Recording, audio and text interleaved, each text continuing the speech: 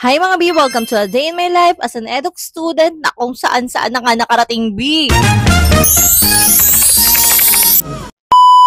Sobrang haba nga nitong vlog ko na itong mga B, kaya naman ngayon ko lang talaga siya na-edit at ngayon ko nga lang rin siya malalagyan ng boses. Hindi kasi ako nag-delete masyado ng mga clips kasi alam mo yun, minsan lang mangyari sa buhay may mga ganitong pagkakataon, ganyan. So ito na nga, ito na pala talaga yung pinakang struggle mo kapag developmental thesis nga yung ginawa nyo. Kailangan nga magkaroon ng survey for acceptability, ganyan. Kaya naman ngayong araw, sa tagal-tagal nga ng proseso mga B, ayan. Third year nga kami nagsimula dito sa thesis na to, pero ngayon fourth year na kami and tingnan nyo naman ang nangyayari ngayon. Pinapahirapan pa rin kami ng thesis na yan hanggang ngayon. Oh my God. Sobrang dami nga pala munang proseso bago ka nga makapag-conduct. Grabe talaga ang kaba namin ngayon. Natatain na ako at this moment. And yan. Pa-chill-chill lang ang atake niyan. And tingnan nyo naman yung dalawa dito mga. Tingnan nyo naman yung dalawa dito mga bi. Ayan o. Ibangarag sila today. Diba? Ngayon sila. Hanggang ngayon nagka-cramp pa rin sila. Tingnan nyo naman. Yung tipong survey na ang atake namin. Pero, look at them. Pero ako natatay na talaga ako. Kasi parang kinakabahan talaga ako ngayon. Ayan, nandito kami ngayon sa Mansilay. So, yan. Ngayon lang talaga ako nakarating dito mga be. Dito is Mansilay to. Pero bawal dito maingay. Kaya tabi-tabi po. Tabi-tabi po nuno. Kinakabahan ako. Tapos kapag tinanong ako mamaya, gaganto na lang ako. Tapos pag napahiya ako, pag napagalitan ako, sabi ko, ano to, ding-ding? Ano to? Palapa? Ganun na lang. Ganun na lang gagawin ko. Malaga ka mag-isa sila. Ay, hindi. Hindi sila bawal ganun. manggisa. Sana hindi kami mag-isa. Ed English. Ayan. Nadisan okay ka lang po. First time ko nga lang makarating sa school na to and marami pa nga secondary school sa District 1 and District 2 yung mapupuntahan namin mga B. Ang babait nila. Sabi mo, ang babait nila. Ang babait nila. Ang babait nila, super. Ang bait ng dalawang ma'am. So yan, tapos na kami sa first school and ngayon, I'm going high. So ngayon, tapos na kami sa first school. Punta naman kami saan? Saan nga tayo? Bamban. Sa Bamban. Mapulot naman, Mapulot. So see you Mapulot. Sobrang nakakatuwa kasi alam niyo yung kaba namin napalitan talaga ng tuwa kasi alam niyo sobrang babait nila and ang welcoming talaga. So punta naman kami ngayon sa Mapulot. Bye Mansilay. Kuya,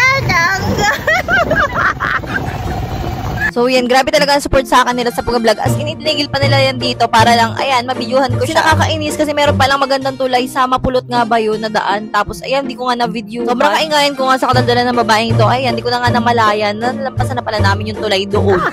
Tingnan nyo naman yan, guys. Mga tingnan nyo naman yan. Ano ba nangyari dito? Okay, isang school, isang pabango.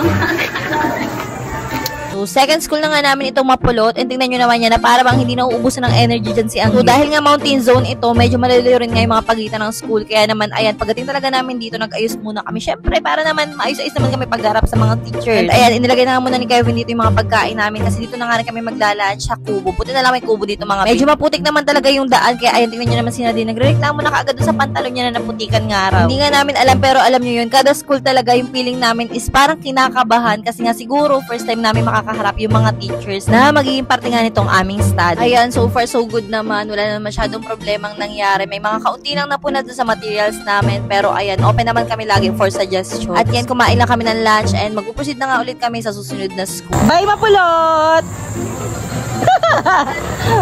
Buti na lang talaga kahit paano medyo na-overcome ko na ngayon magsalita-salita sa medyo marami-raming tao ganyan. Pero may mga time pa rin talaga na parang nahihiya ako mag-video, nahihiya ako magsalita. Basta ganun, depende na lang kung depende na lang sa trip or depende sa mga kasama, ganyan. Pero syempre kapag ngayon mga kasama ko is ganyan, yung talagang nakasupport sila sa akin sa pag-vlog, yung tipo na sabihin, Mami, i-vlog mo to, i-video mo to, ganyan. Bye Bamban! Ayun, for the go talaga ako palagi sa pag-video kapag alam yun, parang sila pa talaga yung nagmo-motivate sa akin mag-vlog at kunan yun ng video, ganyan. Sakay ko nga dito sa skate, ay ayan, tingnan nyo naman yung nguso ko nang hahaba talaga kasi nga mga first time ko talaga makasakay sa ganitong klase ng skate, yung di-motor. Tapos dito pa kami sa may hulihan na papwesto, kaya naman talagang parang lulang-lula ang babaeng. Guys, first time ko sumakay sa ganitong klase ng skate sa tunay na buhay. Ang nasakyan ko lang na skate ay yung ditulak, 10 pesos each. Pero ngayon, 150 balikan. Eh. 0.5 naman yan. 0.5 naman to. Ba't naman siguro na?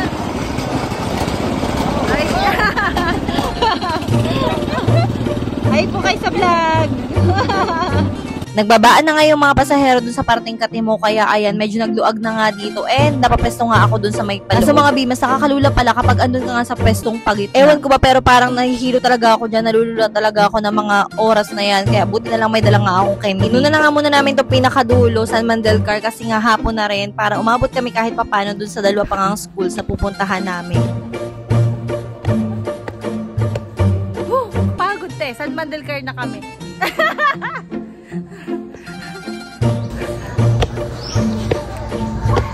San Mandelcar na kami, guys.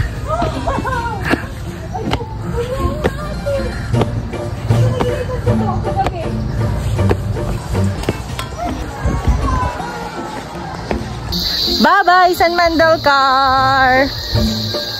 Hapon na mga bi, parang 2:30 na ngayon, and yan, kalalabas lang namin dito sa may San Mandelcar. Kapagod! Kapagod! Ayan, yagyag talaga kami dyan mga bi, kung makikita nyo nga kasi naghahabol nga kami ng oras. Tapos ang next na nga namin is itong ngang Katimo. And hindi nga rin talaga namin in-expect na sobrang layo pala dito mga bi. Guys, ang layo pala dito sa Katimo.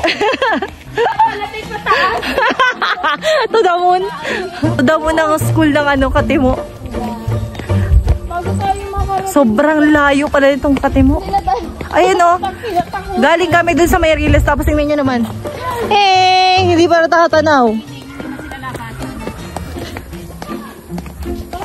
Ay, pagod. Ako tutulog agad ako nito. Uy. At sa wakas nga ay ayan, narating na nga namin itong school ng Katimo. Bye, Katimo! Sobra layo! Grabe mga bi, dahil nga first time namin lahat makarating doon, hindi talaga namin na-expect na ganun pala kalayo yung Katimo, na pagbaba mo nga sa Riles, ayan, may lakarin pa nga na medyo malayo-layo talaga. And dahil nga medyo may kalayuan yung nilakad namin na yun, ay mga bi, hindi na talaga kami tumanggi nung inalok nga kami kuya ng saging na daladala niya. Hindi naman nga kami masyadong nagparagastos or nagparabili pa ng pagkain, dahil naku mga bi, sinasabi ko sa inyo, pamasahe pa lang namin, pag-arkila pa lang namin tricycle at saka nitong skate na ko. Grabe na talaga ang gastos namin. Di na siya kabagod. Marunong na. Para bang tinitigilan talaga tayo. Ano ba yan? Bababa na naman kami? Oo eh. Doon, sa unahan pa. Pagod na, pagod na, pagod na, pagod na kami. Alam niyo, yung salita pagod?